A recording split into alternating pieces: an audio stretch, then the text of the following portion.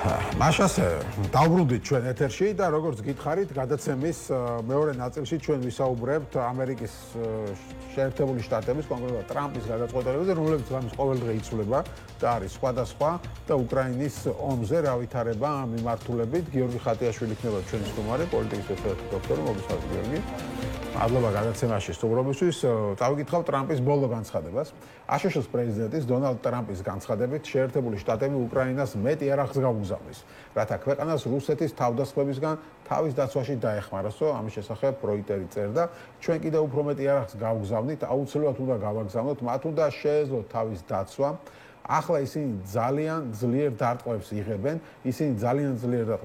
ჩვენ მეტი იარაღის, უპირველეს ყოვლისა თავდაცვითი იარაღის გაგზავნა მოგვიწევთო. შეგახსენებთ, დონალდ ტრამპთან სატელეფონო საუბრის შემდეგ უკრაინის პრეზიდენტმა ვლოდიმირ ზელენსკიმ განაცხადა, რომ აშშ-ის პრეზიდენტი კიევის ცის დაცვის შესაძლებლობების გაზრდაზე მუშაობას დათანხმდა. მისივე თქმით, დონალდ ტრამპთან თავდაცვის ერთობლივი წარმოების, შესყიდვებისა და ინვესტიციების შესახებ ისაუბრა. თუმცა მანამდე, როგორც ისიც ვრცელდებოდა განცხადება, რომ ამერიკის შეერთებულ შტატებმა მიიღო გადაწყვეტილება რიგი სახეობის იარაღის მიწოდების შეჩერებაზე.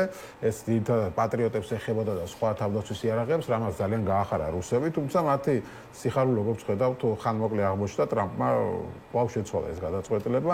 ან საერთოდ სხვა იარაღზე არის ახლა საუბარი, არ ვიცი, ამას გავარკვევთ გადაცემის განმავლობაში, თუ რამე ინფორმაცია აქვს ჩვენ სტუმარს, მანამდე კი წავიკითხავთ დიმიტრი მედვედევის განცხადებას, თუ როგორ გამოეხმაურა ის ტრამპის ამ განცხადებას.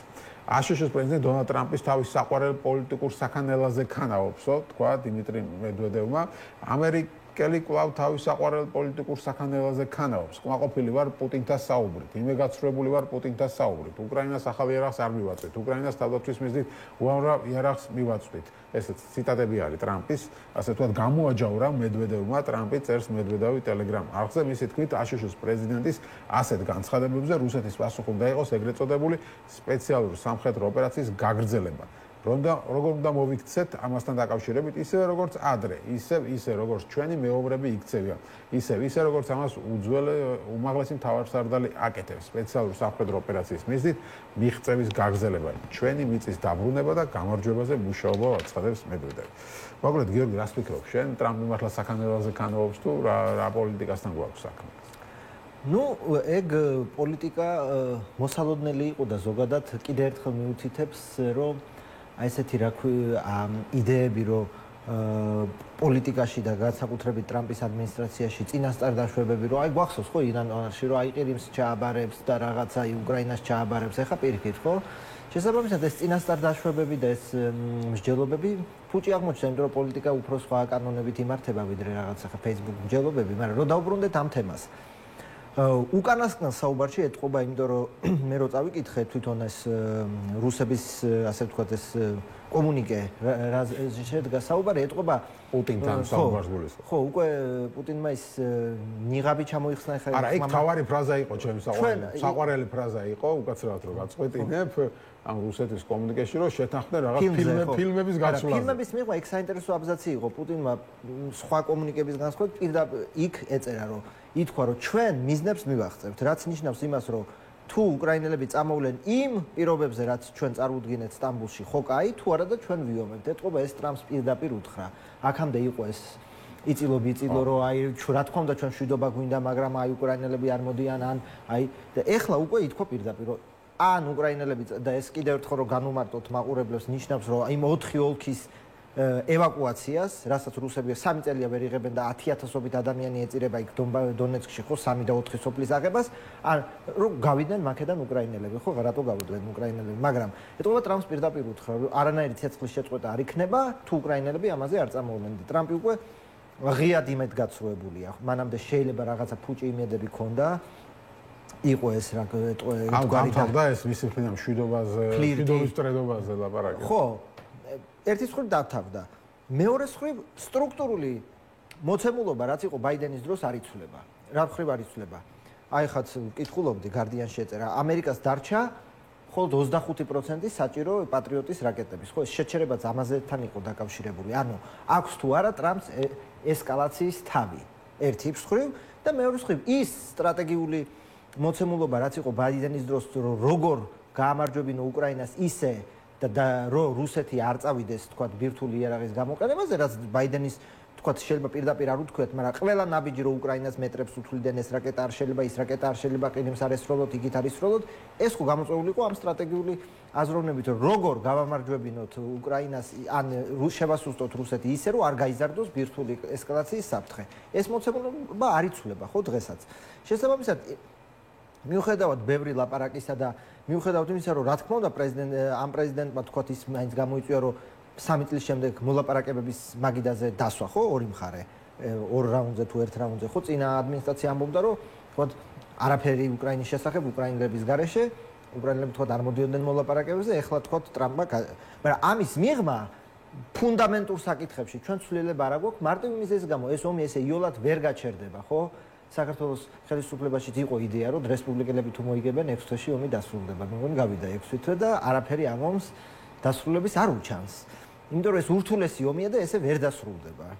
იმიტომ რომ რუსეთი ეს ითქვა მედინსკის პირით და ჩვენ ვიომებთ სანამ ჩვენ არ მივახცევთ. ხო, მედვედევიც ამას ამბობს. ხო, მაგზელო თუ და ჩვენ სპეციალური და უკრაინა არ აპირებს ჯერსერი დანებებას და მეორე ხა ის რაღაც იმ რეგიონების ევაკუაცია რომელიც რუსები ისაც ვერ იღებენ და 3 და 4 წელი ჭირდებათ, უბრალოდ სამხედრო თვალსაზრისით სიგიჟეა, ხო? და შესაბამისად ეს სამწუხაროდ ეს ომი გაგრძელდება. ხო, შეიძლება დიდხანსაც გაგრძელდეს. აი ეს შენ ახსენე პატრიოტების მარაგი და წარმოების გაზრდა არ შეუძლია. იქ იყო ზელენსკის შეთავაზება, რომ ევროპელების ფულით ვიყიდითო. არა, ამი არ ახსოვს. ორი წარმოება რომ გაზარდოს, ანუ ეს რამდენად შეუძლია, მაგრამ ეს არის. ხო, ხა მანდ ჩემი აზრით, ხა სპეციალისტი არა ვარ, მაგრამ ჩემი აზრით, ხა პატრიოტის რაკეტა ჭურვი არ არის, იქ მართლა სერიოზული ისჭირდება, ესე იოლად ვერ გასდი. მაგრამ ზოგადად ეს პრობლემაა, ხო, უკვე მე-3 წელი თუ მე-რამდენი წელია მომის, ხო, მე-3 წელია და ხო, ევროპის და ამერიკის სამხედრო პოტენციალი, რა ვიცი, ეს მილიონი ყბადაღებული ჭურვი, რომელიც ძლივ შეუგროვეს უკრაინას და ასე შემდეგ, ანუ ჯერჯერობით ჩვენ ვერ ვხედავთ კარდინალურ ზდას, თქვა სამხედრო პოტენციალის, ან სამხედრო მრეწველობის ან ევროპაში, ან ამერიკაში. ნუ ამერიკას სხვა პრობლემაც აქვს.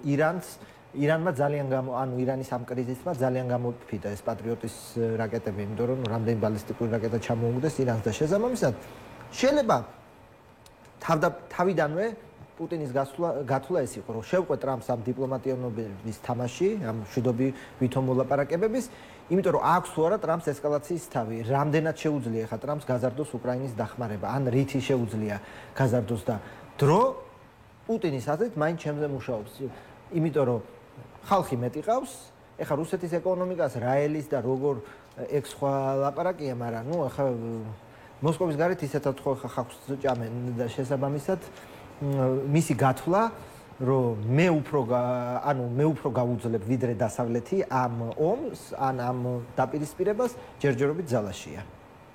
გათვლა რუსეთის. ხო, რუსეთის გასვლა. და რამდენად რეალურია ეს უფრო გაუძლებს ვიდრე დასავლეთი საბოლოო ჯამში. საბოლოო ჯამში რა თქმა უნდა ხა დასავლეთს მეტი რესურსი აქვს. მაგრამ რაც ჩვენ წარმოვიდგინეთ ახლა აქეთ მხარეს დგას მთელი ევროპა. ხო 500 მილიონი ცხოვრებით.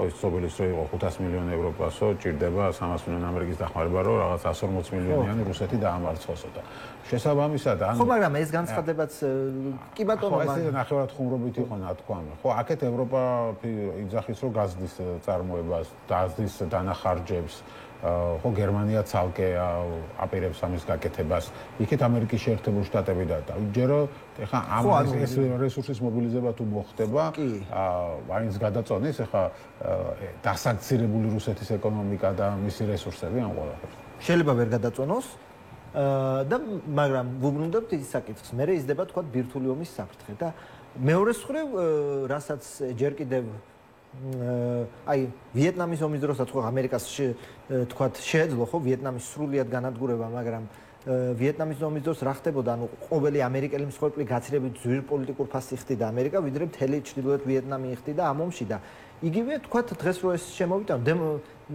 ევროპაც და ამერიკა დემოკრატია უკრაინის ომი ჩვენ ვნახეთ ხო კონგრესში თქვა უკრაინის დახმარება 6 თვე იყო მძევლად ხო და ბოლოს მაინც მიიღეს მაგრამ ის რომ ეს ულტრამემარჯვენე პარტიები ამ ომს ეწინააღმდეგებიან ის რიტორიკა რომ ჩვენ მოგვიწევს რუსებთან ნუ ორბანი ამას პირდაპირ ამბობს მაგრამ სხვა პარტიებიც ხო ამბობენ რომ ჩვენ თუ გავაგრძელეთ ეს ომში მოგვიწევს ჩართვა ხო შესაბამისად პრობლემა არა თქო ეკონომიკურ პოტენციალშია, პრობლემა თქო პოლიტიკურ სურვილშია, ხო?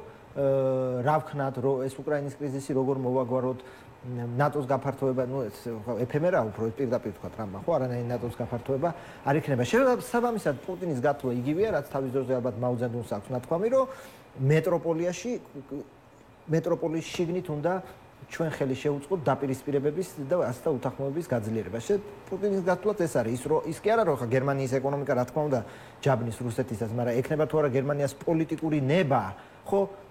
გვესმოდა ეს მერცი რო აირჩიეს, ეს სად გაქრა ტაურუსებზე ლაპარაკი? აი სად გაქრა? ხო იყო რომ ტაურუსებს მივცემ, ჯერჯერობით სიჩუმე, არ ვიცი ახლა მე. შესაბამისად ეს პოლიტიკური ნება და შიში გვინდა არ გვინდა რუსეთი ბირთვული სახელმწიფოა. შესაძლოა შიში რომ უკიდურესი, თქვათ, რუსეთის დასუსტება შეება ბირთვული ესკალაციის საფრთხე გაზარდოს, არსებობდა და არსებობს. ხო, ანუ აქ თავარი იმაზე რომ რუსეთი დაინახავს რომ აგებს და სხვა გზა არ აქვს, შეიძლება ისროლოს გამოიყენოს ატომურია. ეგ ეხა ძალიან ისეთია, იმიტომ რომ არაერთი მტკივნეული ნაბიჯის გადადგმა მოუწია პუტინს ომის დასაწყისში, ხო, ხერსონიდან გამოსვლა, ხარკოვის დათმობა და არ გამოუყენა. თუმცა ეხა რომ ჟურნალისტები წერენ, მაღალი იყო ალბათობა, მაგრამ არ გამოიყენა. თუმცა ყოველთვის ის ალბათობა რომ ეხა გერმანია თუ ტაურუსებს მისცემს, რომელთაც უკრაინა თქვა მოსკოვს დაარტყავს, იქ რა მოხდება და როგორ ეს საფრთხე არსებობს. თუმცა მე მგონია რომ ჯერჯერობით პუტინი იმ რაციონალურობას ამჟღავნებს, რომ ბირთვული მუქარა გაცილებით ეფექტურია, ვიდრე ხა ბირთვული იარაღის გამოყენება იქნება უკვე სხვა დონე და უკვე სხვა მიმართებები და სრულიად გადააზრება იქნება ამ ომის და საერთაშორისო წესრიგის. შესაბამისად ამ მომენტისთვის თავად პუტინს არ აწყობს, რა თქმა უნდა, ბირთვული იარაღის გამოყენება და ამიტომაც სხვასაც აქვს ბირთვული იარაღი, ყველაფერს თავი განაგებს. ნუ მოკლედ ხო, სიტუაცია ყველა მარტივი არ არის. შენ ახსენე საქართველოს ხელისუფლება, რომელსაც ჰქონდა გათვლა იმაზე, რომ მალე ტრამპის ხო 20 იანვარსო შეიცვლება ყველაფერი. ხო, ანუ ეს პროპაგანდა. ხო, ეს პროპაგანდისტული გათვლა ირაკლი კობახიძე და მე დაალაგდება დასავლთან ურთიერთობა და ამ თემაზეც მინდა შენ კითხო ბოლოს ნახეთ როგორც დაალაგდა. ხო, ყველაფერი აგერ გამოვიდა ამერიკის ელჩი, ნახე ალბათ რადიო თავისუფლებას მის ინტერვიუ, სადაც ნუ ხალი გაოგნებული იყო, ალბათ თავის პენსიაში გადის უკვე და თავის დიპლომატიურ სამსახურში ასეთ რაღაც არ გაუგია, რომ ირაკლი კობახიძემ გადმოუცა დახურული წერილი ტრამპისთვის გასაგზავნი, სადაც იყო ფაქტობრივად შეურაცხყოფას აყენებს ამერიკის შეერთებული შტატები, შეურაცხყოფელი მოთხოვნები მუქარა და ულტიმატუმები იყო და ირაკლი კობახიძემ რო თქვაო, რომ აი პასუხი გავგზავნე წერილი და პასუხი არ მიმიღიაო, პასუხი იმიტომ არ გაგვიგზავნია, რომ ფიქრობდით რა პასუხი გაგვეცაო. და დიდი ხანი მოვუდით, აი და ახლა ის გამახსენდა ხო ვაჟას წერილი არის, ხო ლექსი არის, აგაგი წერეთ ისადვი რომ დიდხანს ფიქრობდი რა პასუხი გამეცაო. ახლავე ეგეთი სიტუაცია მივიღეთ, რომ ამერიკის შეერთებულ შტატებში სახლები იჯდა და ფიქრობდა რომ ამას რა უნდა უპასუხო და ვერ მოიფიქრეს. და ბოლოს ირაკლი კობახიძე მე ადგა და პასუხი ვერ მოვიდა, ღია წერილი გამოაგზავნა.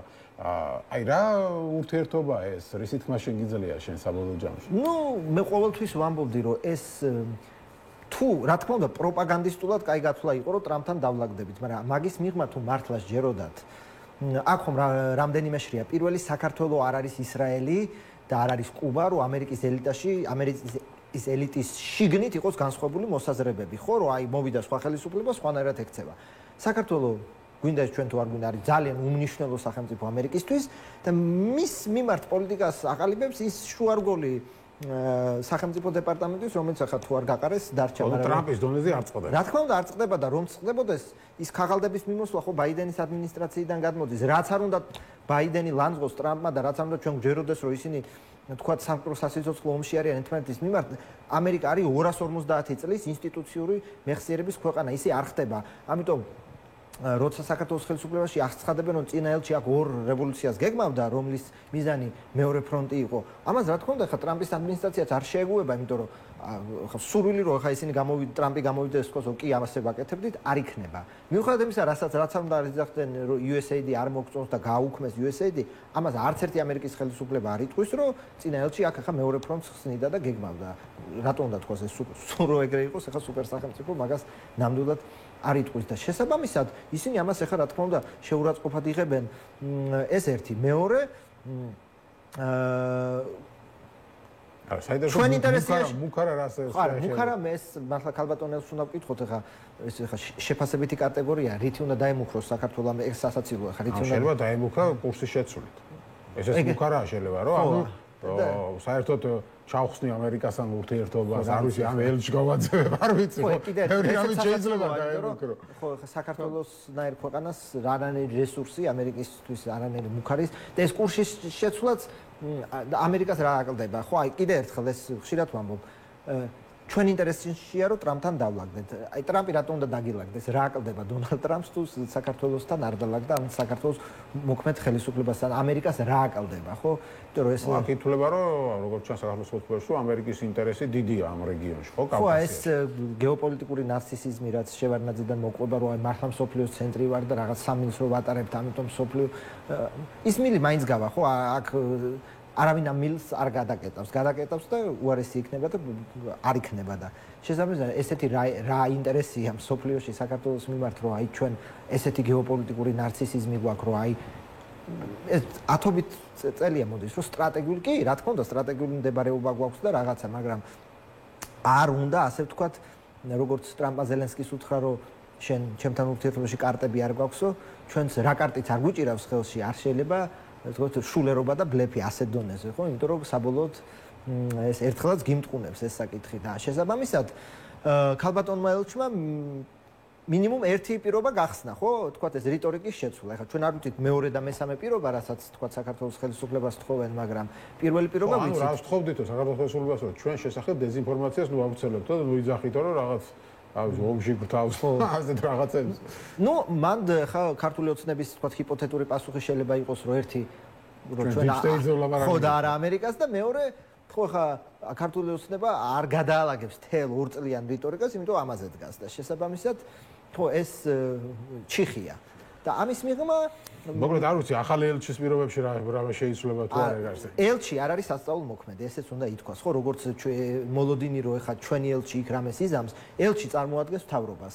თუ მთავრობა არ დგავს ნაბიჯებს, ელჩი არ არის სასწაულმოქმედი. შესაბამისად ელჩი ეხა მადლობა დიდი გადაცემას სტუმრობისთვის, გიორგი ხატიაშვილი პოლიტიკის მეცნიერთა დოქტორი იყო ჩვენი სტუმარი, ასეთი იყო დღევანდელი გადაცემა რეზიუმე, მეგეშლებით 1 საათით, ხვის დახევარდა გადაცემით პოლიტიკური სიმსა დაგიბრუნდებით და გავაგრძელებთ საინტერესო თემებზე საუბარს.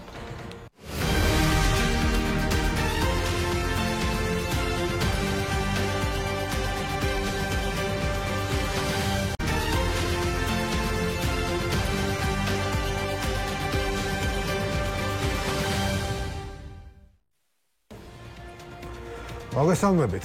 ეთერშია გადაცემა რეზიუმე, სტუდიაში მუშაობს ჟურნალისტი მერაბ მეტრეველი. მივესალმებით ჩვენს რადიო მსმენელებს, ვინც გვისმენს FM 103.9-ზე, რადიო პალიტრის ეთერით და ასევე მივესალმებით ჩვენს ტელემაყურებლებს, ვინც გვიყურებს ტელეკომპანია პალიტრა ნიუსის ეთერით.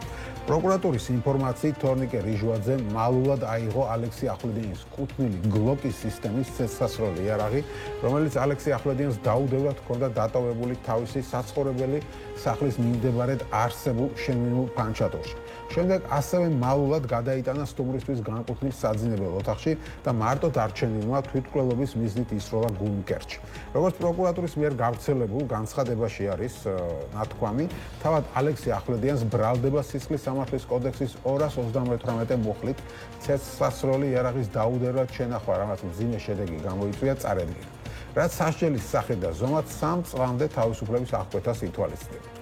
საქართველოს პროკურატურამ ცეცხლსასროლი იარაღის დაუდევრად შენახვის ფაქტზე, რამაც მძიმე შედეგი გამოიწვია, ერთ პრინც ბრალდება წარუდგინაო ნათქვამი ამ განცხადებაში. პროკურატურა სასამართლოს კანონით დადგენილ ვადაში მიმართავს ბრალდებულისთვის აღკვეთი ღონისძიების შეფარდების მოთხოვნა. რაც შეეხება თორნიკე რიჟვაძის ჯანმრთელობას, ატომა რატიანმა გააკეთა განცხადება იმ კლინიკის წარმომადგენელმა, სადაც ატომ თორნიკე მოათავსეს და თქვა, რომ გაუარესება არ აგვაქვსო ამ ეტაპზე, კვლავ მძიმედ რჩებაო. ნუ ეს კარგი ამბავია, რომ გაუარესება არ არის, თუმცა სამწუხაროდ ჯერ როგორც ჩანს გაუმჯობესებაც არ არის. იმედია თორნიკე რიჟვაძე გადარჩება და კარგად იქნება და უფრო მეც გავიგებთ ამ საქმისთან დაკავშირებით. როგორც იცით, მან წერილის დატოვა, სადაც საუბრობს იმის შესახებ, რომ მას ვიღაცები აბრალებდნენ კორუფციას და ნარკობარიგების მფარველობას და სწორედ ამან გადააწყვეტინა თავის მოკლა. დღეს ჩვენ გავაგრძელებთ ამ თემაზე საუბარს და ზოგადად ვისაუბრებთ რა ხდება აჭარაში პოლიტიკური სიტუაციის თვალსაზრისით. ვაჟა დარჩია იქნება ჩვენი სტუმარი ლელო ძლიერი საქართველოს აჭარის ორგანიზაციის თავმჯდომარე. მივესალმებით მას, გამარჯობა ვაჟა. გამარჯობა.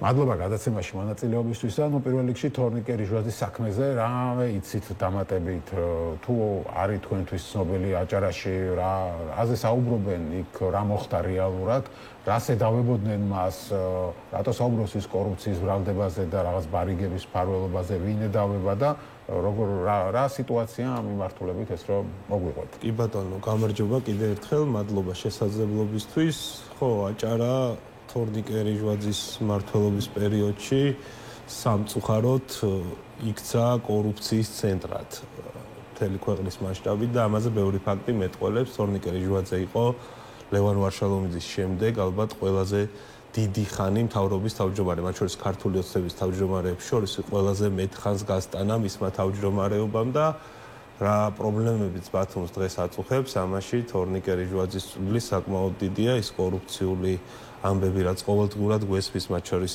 ორგანიზაციები იკვლევენ ხო თიაი ხშირად საუბრობს მათ შორის ამაზე ძალიან ბევრი რა თქმა უნდა აი მაგას გეტყვით ყველაფერს ბევრი ფაქტი მეტყველებს ამაზე რა თქმა უნდა ყველაზე მნიშვნელოვანი და თვალშისაცემი ბათუმის მაგალითზე რა თქმა უნდა არის სამშენებლო ამბავი მასთან ერთად ამ ყველაფერში შეიძლება ვთქვათ რომ გარეული იყო მისი კლანის ერთ-ერთი მთავარი დასაყრდენი არჩილ ჩიქოვანი რომელიც ასევე გათავისუფლებული იქნა ბათუმის მერის თანამდებობიდან და მთელი ვერტიკალი რომელიც თორნიკე რიჟვაძის გუნდს წარმოადგენდა კლანს წარმოადგენდა რაღაცა ერთი კვირის შუალედში ერთმანეთის მიყოლებით წერდნენ განცხადებას რომ მივიღე გადაწყვეტილება გადადგომის თაობაზე ესეც რაღაცა ერთნაირი შაბლონი ირონიული ამბავი იყო ძალიან რომ თითქოს ყველას ერთად მოვიდა ამ გადაწყვეტილების მიღების შესაძლებლობა და დაწერეს ეს ყველაფერი თუმცა ნუ ფაქტია რომ ამ ყველაფერში რაღაცა ვერტიკალის ჩამოშლა იყო და შემდეგ თორნიკე რიჟვაძის გადადგომას მოყვა მისი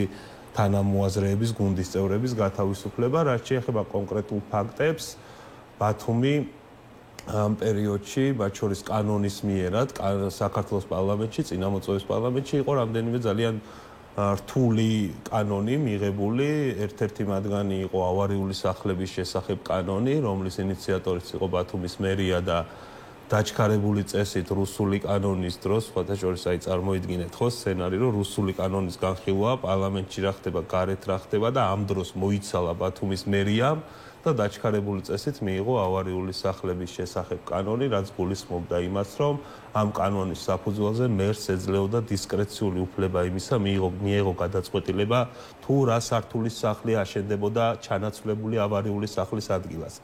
ანუ ეს ეხა შინაარსში რომ შევიდეთ ნიშნავს იმას, რომ მერი რომელიც იყო პოლიციელი და არანაირი რაღაცა ურბანული სამშენებლო არქიტექტურული ცოდნა ამისა არ გააჩნდა, ერთპიროვნულად იღებდა გადაწყვეტილებას დანგრეული ავარიული სახლის ადგილას რამდენ სართულიანი სახლი აშენებულიყო და მათ შორის ჩვენმა გუნდმა მაშინ შესთავაზა რაღაცა დამზღვევი მექანიზმები კანონში და მიიღეს დამზღვევ მექანიზმად საბჭო, რომლის წევრების იყვნენ მერს დაქვემდებარებული ადამიანები, მათ შორის არქიტექტურის სამსახურის უფროსი და ეს კანონი, რა თქმა უნდა, იყო პრობლემური, ესე კარგად ჟღერს თითქოს რომ ავარიული სახლების გარეშე ბათუმი მით უმეტეს იმ ფონზე, რომ ბევრი ტრაგედია გვახსოვს ბათუმში, თუმცა ეს ნიშნავდა იმას, რომ სართულებს გადაწყვეტდა მერი, რაც რა თქმა უნდა იძლეოდა საშუალებას იმისა, რომ რაც უფრო მაღალსართულიანი იქნებოდა სახლი, ამაში უფრო მეტი ბენეფიტი აიღო ხელისუფლებას. იქნებოდა ეს ფინანსური ბენეფიტი თუ იქნება ეს კლასიკური ამბავი, რაც შეწყალების მიმართულებით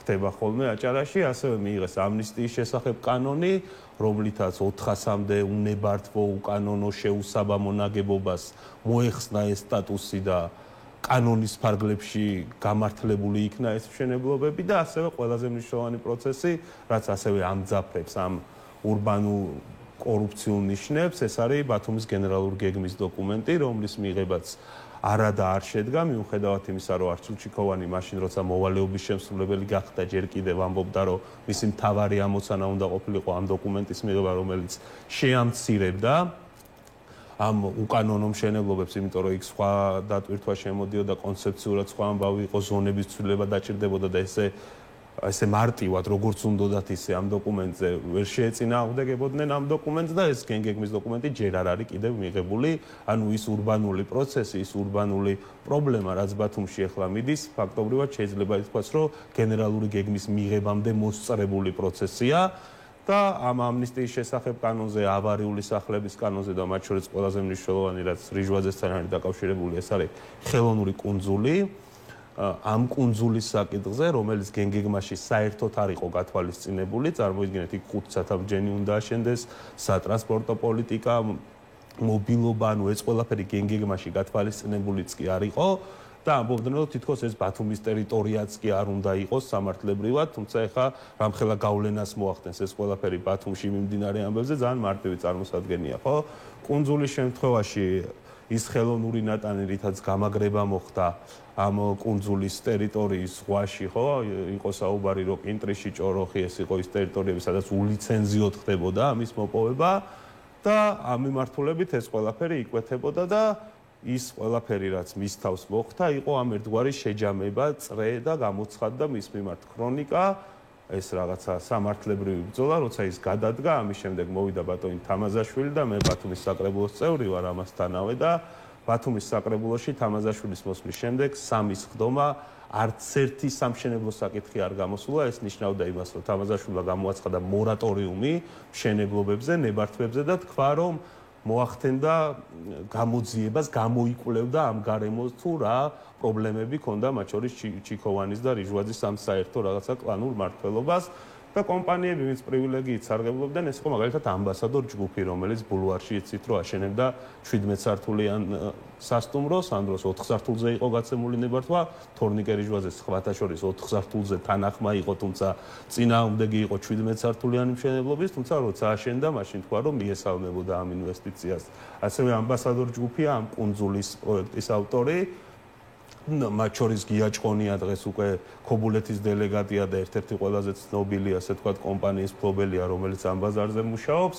ასევე რესან კონცელიძე იყო იმ ამნისტიის კანონ პროექტის ავტორი, რომლის ძმისშვილიც არის მუნიციპალური სამსახურის უფროსი და ბიძიამ შექმნა კანონი იმისათვის, რომ ძმისშვილს ჩაებარებინა ექსპლუატაციაში მიეღო მშენებლობები, მათ შორის მისი ოჯახი არის ამ სამშენებლო კომპანიებში ჩართული და ეს წრედი ძალიან კარგად იკვრება და ეს კანონები, რაზეც ვისაუბრე, იყო ერთგვარი ლეგალიზებული კორუფციის ფორმების შეთავაზება მოსახლეობისთვის და ამისთვის მოხდა ეს ახალი კადრები, ვინც არიან აჭარაში, თამაზაშვილი ახლა სხვები, ისინი რეალურად ებრძვიან კორუფციას და ამიტომ გააჩერეს ეს. არა, ესენი ებრძვიან გავლენებს თორნიკე რიჟვაძისა, რომელმაც 6 წლის განმავლობაში საკმაოდ კარგად გაიდგა ფესვები, მათ შორის ამაში მისი მამის როლიც ძალიან მაღალი იყო. ეხლა ცდილობენ, რომ თორნიკე რიჟვაძეს გავლენები მაქსიმალურად შემცირდეს, მათ შორის საკრებულოების დონეზეც კი ცდილობენ ამას.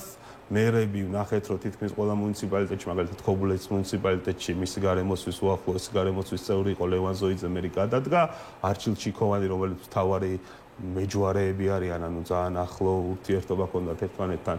გადადგა უბრალოდ წარმომადგენლობით ორგანოებში პროცედურულ ნაწილთან დაკავშირებით არის პრობლემები, რომ ესე გადაყენება ვერ ხერხდება, იმიტომ რომ ჩანაცვლების პრობლემა დგება სიების ნაწილში, იქაც ფაქტობრივად რიჟვაძის გუნდით არის დაკომპლექტებული და ამიტომ ეს პრობლემა არის. თუმცა ეხლა რაც ხდება აჭარის რეგიონში, ხდება ის, რომ სრულად ხდება დანიშვნადი თანამდებობებიდან თორნიკე რიჟვაძის კლანის ხო და რატო ანუ კორუფციას არ ხო შეიძლება თქვას ხელისუფლება რომ აი ხო ხედავთ ვებრძვით კორუფციას ჩაანაცვლეს, იმიტომ რომ იქ ახლა საკუთარი გავლენები უნდა წამოიწიოს წინ, მათ შორის თამაზაშვილმა წინა თავრობის ხდომაზე გაათავისუფლა ფინანსთა ეკონომიკის მინისტრი, მათ შორის უახლოესი გარემოცვის წევრი რიჟვაძის ბატონი ფუტკარაძე, ასევე სოფლის მეურნეობის მინისტრი და ეხლა ცდილობს რომ თვითონ შექმნას რაღაცნაირად თვითონ გადაიბაროს ეს ყველაფერი, რასაც თორნიკე რიჟვაძე აკეთებდა და ეს კანონის მიერი გავლენები, მათ შორის ფინანსური კორუფციული გავლენები თვითონ გადმოიტანოს, იმიტომ რომ ეხლა თამაზაშვილის წარსულიც ყველამ კარგად ვიცით, ხო? პოლიციელი, მათ შორის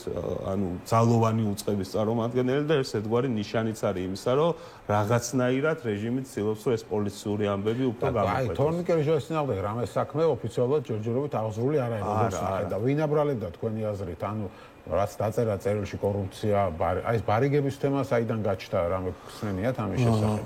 მსმენი არა მინახავს ის, რომ ბათუმი არის სივრცე, სადაც ხელმისაწვდომობა ძალიან მარტივად არის გაზრდილი ამ ყველაფერზე, იმიტომ რომ ყოველდღიურად ჩანს ეს ყველაფერი ცხადია კლუბებში სეზონზე განსაკუთრებით ძალიან მარტივი შესამჩნევია, თუმცა ქუჩებშიც ხდება ეს ამბავი და არავისთვის სიახლე არ არის და რა თქმა უნდა ეს ბოლო პერიოდში უფრო აქტუალური გახდა და უფრო თვალშისაცემია ეს პრობლემა. ის კორუფციის ნაწილი, რაზეც გითხარით, აი ეს გამოკვეთილი ამბები, სახელი გვარები, ადამიანები, რომლებიც ამ კანონებს იღებდნენ, მერე აღმოჩნდება, რომ დაკავშირებულები არიან, მაგალითად გიაჭყონიაზე, როცა გესაუბრებოდით, 60.000 შეიძლება შეწირვა, შეწირა, 100.000 შეიძლება იურიდიული პირით შეწირული აქვს. ანუ ეს ჭერები, რაც კანონის მიერაც შეიძლება ეს ხო ცალკე პროცედურები გავლილი აქვს, ასევე ძალიან მნიშვნელოვანია ის, რომ ეგრეთ წოდებული შავი ამბებიც ხდება, იმიტომ რომ ეხლა ლარათ რო ბიზნესმენი, რომელიც ამდენ მილიონს ფლობს რაღაც ტერიტორიას იღებს, უკვე კითხვებით ჩდება, რატო შეიძლება იღებდეს, ხო? იგივე კუნძულთან დაკავშირებით, აი მარტივი პროცედურული ამბავი რო გითხრათ,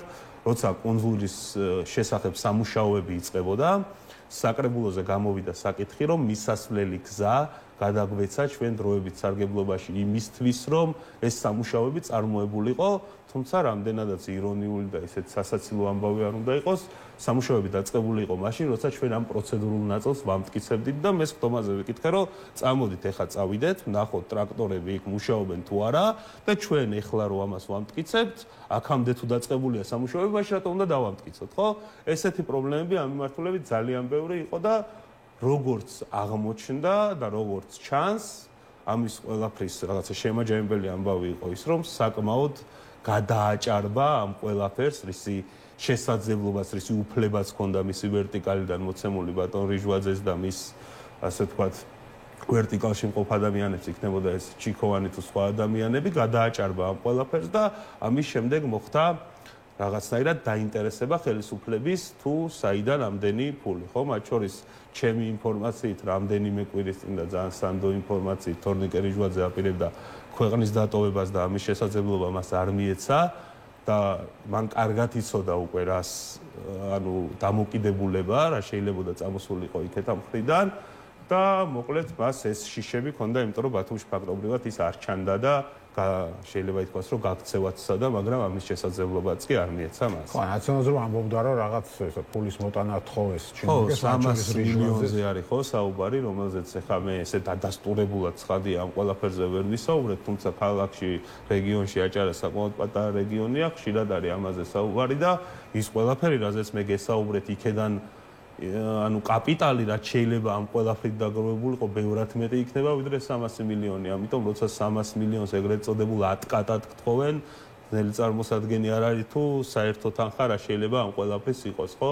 ამიტომ როგორც ჩანს, მან გადააჭარბა მის დამიმიცემულ უფლებებს და ამის შემდეგ თუ თქვა გაბრაზდნენ. ამდენი ქონდა მართლაც მოპარული თორნიკე რიჟვაძეს, მიეტანა 300 მილიონი, ხო, თავის მოკლა რატო არჩია.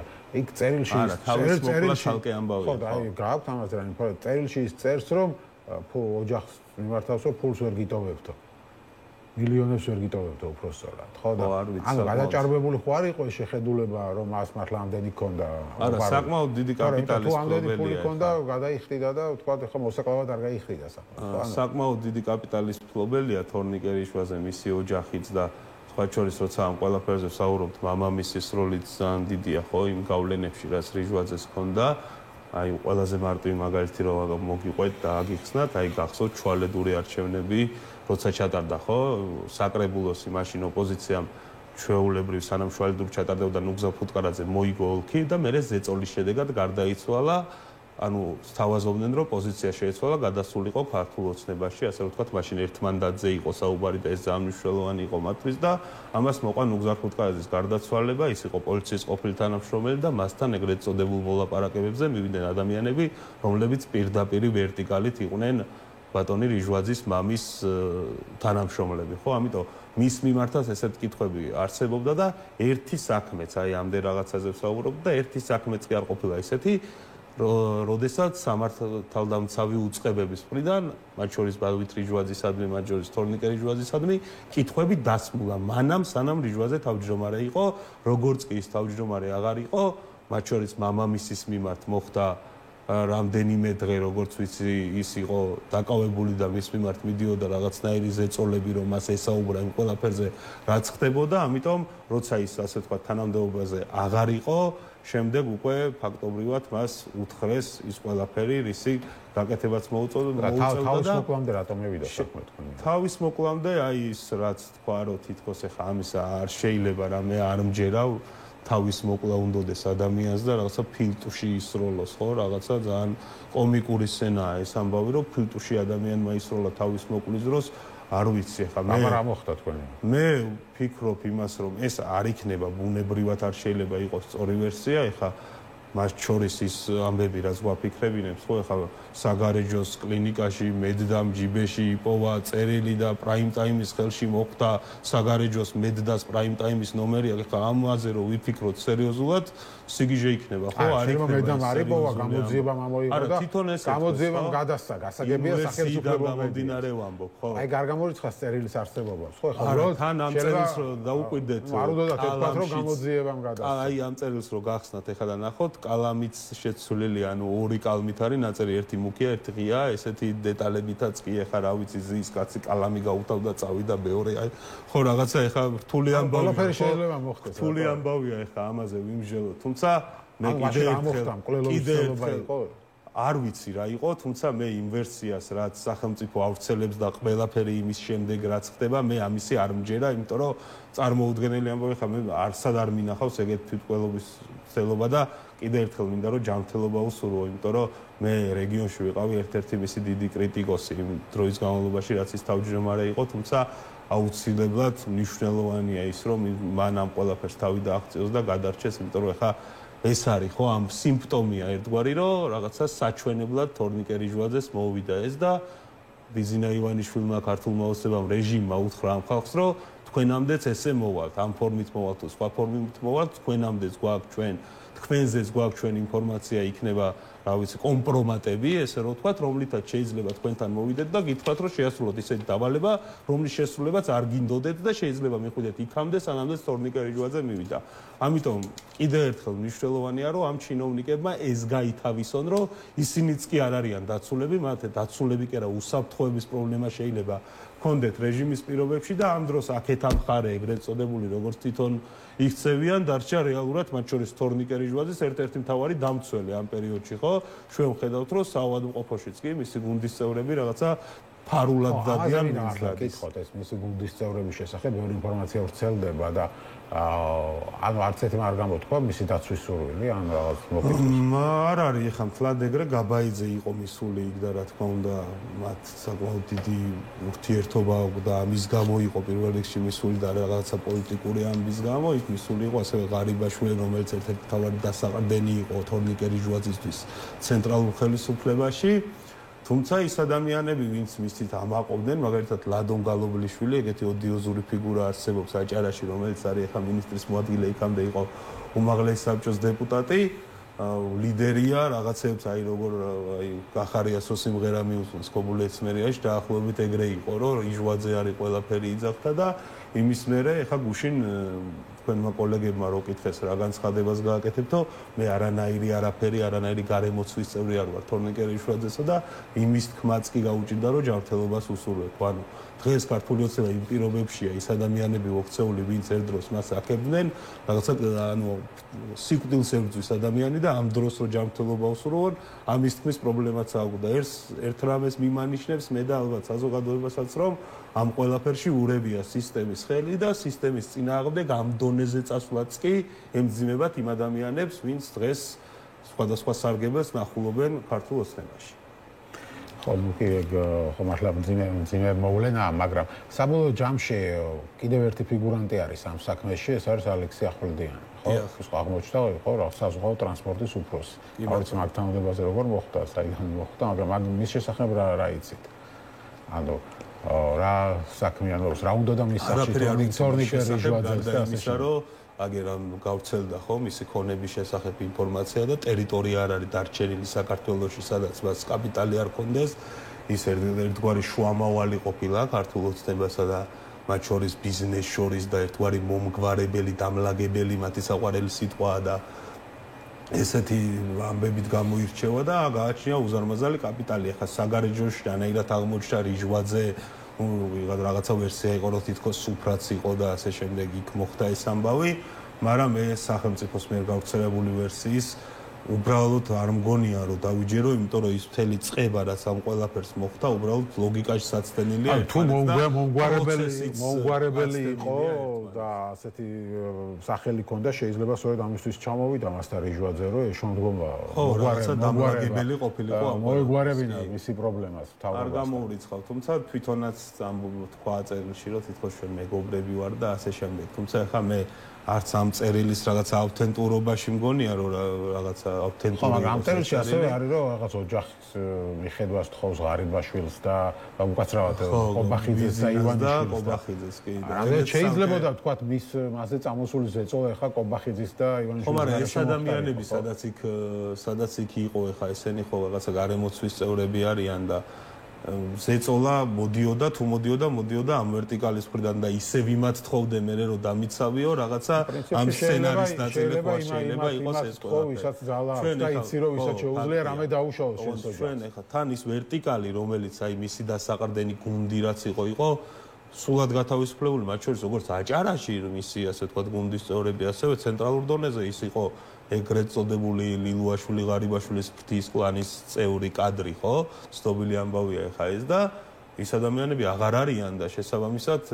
დასაყრდენი იქ ვეღარც დაინახა რიჟვაძემ და ნუ ახლა 35 წლის კაცია ამდენ რაღაცას მოხდა მის თავს და რა თქმა უნდა თული ამბავი იქნებოდა მისთვის ის ყველაფერი რაც მის თავს ხდებოდა თუმცა ის გადაწყვეტილება რომ ახლა რაღაცა თირკმელში ისროლა თუ ფილმში ისროლა თუ თავის მოკლა უნდა და ვერც მოკლა და ეხლა მართლა ჯანმრთელობას უსურვებ მაგრამ მე მოტრიალდება გამოძიება და კიდე 500 ლარი დააჯარიმებს ეხლა მაგამბების არ მჯერა არა მგონია რომ 500 ლარი დააჯარიმებს ადამიანებს მაგრამ ეს შემთხვევა ყოფილა ხო თვითკვლეობის ცელობისთვის რომ მე უფრო ლეგენდა მგონია ხო არა მგონია თვითკვლეობის ცელობისთვის ვინც აჯარიმებს მაგრამ რა მაინტერესებს იცით საბოლოო ჯამში აჭარაში დღეს არსებული სიტუაცია როგორიც არის შექმნილი პოლიტიკური თვალსაზრისით ვამბობ, რამდენად იძლევა იმის საშუალებას, რომ აი ბოლოს ამ თემაზე მინდა გადავიდე, რომ თქვენმა პარტიამ მიიღო გადაწყვეტილება ლელოს წარმოგიდგენთ თქვენ მიიღოს მონაწილეობა არჩევნებში და რამე შანსი გააქვთ ბათუმში?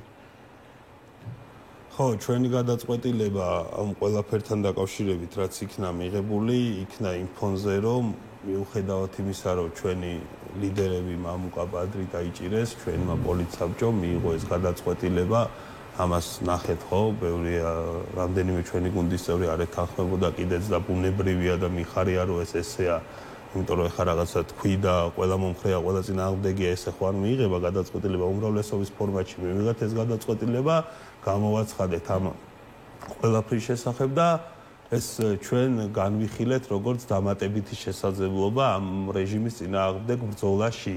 მით უმეტეს იმ ფონზე, როცა ყველა ველზე ფაქტობრივად ნებისმიერი ველი, რომელიც შეიძლება 24 წლის არჩევნებამდე, მათ შორის საარჩევნო ველი, მათ შორის მედია ველი, მათ შორის NGO ველი, მათ შორის პროტესტის ველი, ხო?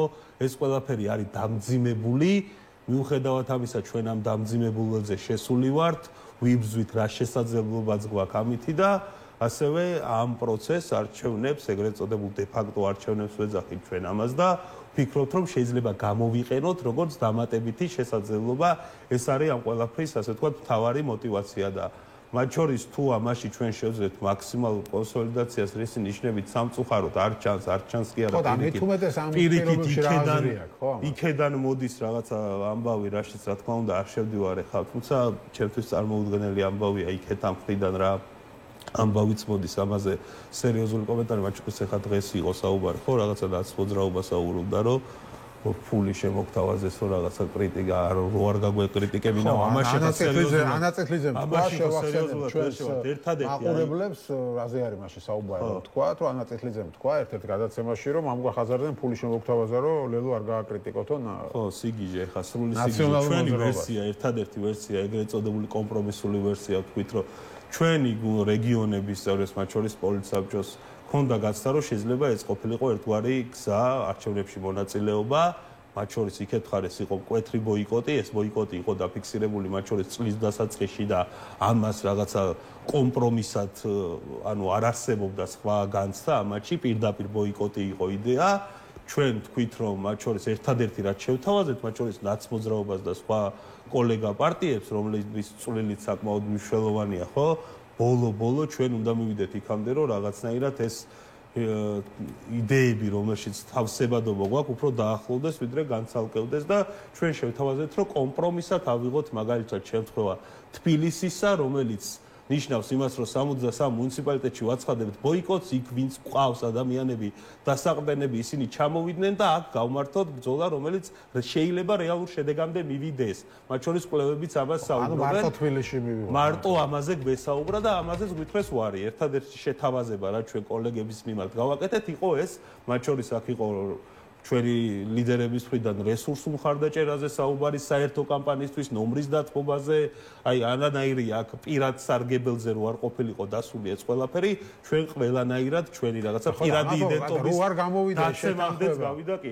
ხო, მაგრამ ეხა ყველა კვლევაში, მათ შორის კვლევაზე როცა გვედავებიან, ხო, ჩვენ რო წინა კვლევა, ეხა იაგოს კვლევა, ერთ ფაქტს თუ უყურებთ, მეორე ფაქტიც ხო წერია იმაში, რომ თბილისი ერთად არის მოგებადი. ამას თუ ჩვენ არ ვაკეთებთ და აღარ გამოვიდა მეთქი ამას. ხო და აი ეგ ხო მნიშვნელოვანი კითხვა, რატო არ გამოდის? ამაზე რატო არ გამოვიდა?